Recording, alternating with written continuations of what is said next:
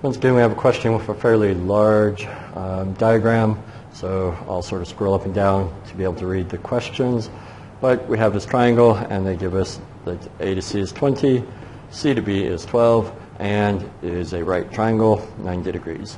And so they want us to find the length AB, and I'll do this part right here. So we're talking about this length here, and it's a right triangle, so Pythagorean theorem, which is A squared plus B squared equals C squared, knowing it's the hypotenuse. So I can start off writing it out this way. Ultimately, we need to solve this. Don't forget to take the square root of that, which I believe is 196, and AB equals 16. That's not 196, turn 56. And so there's part A. And now to look at what they're asking us to do next. The second part is that D is a point on AB such that the tangent of angle DCB is 0.6. And then they want you to find the length DB. So let me go back and clear away just a little bit of this work.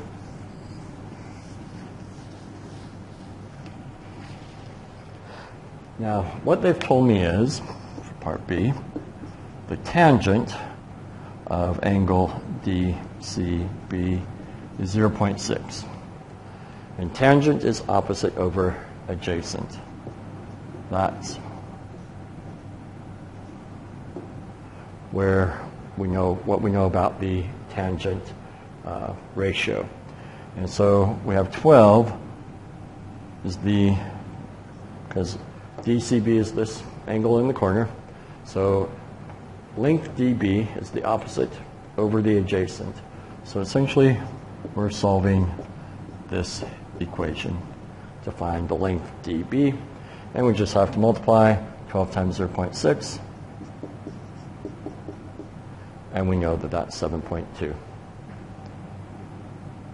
now we know that's 7.2. Before, we found out that this whole length is 16, and I'm now going to use that information because question C asked me to calculate the area of triangle ADC. So we are basically wanting to calculate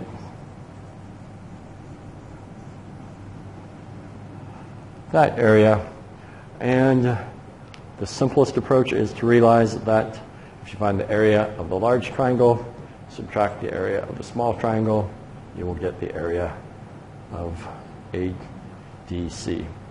So for part C, I just need to do straightforward, because it's a 90-degree triangle, have a base times the height, divide by 2. And so I want the large triangle, which is 1/2 base times height, and I'm going to subtract that from 1/2 of base times height, and work that out on my calculator. What is that? 6 minus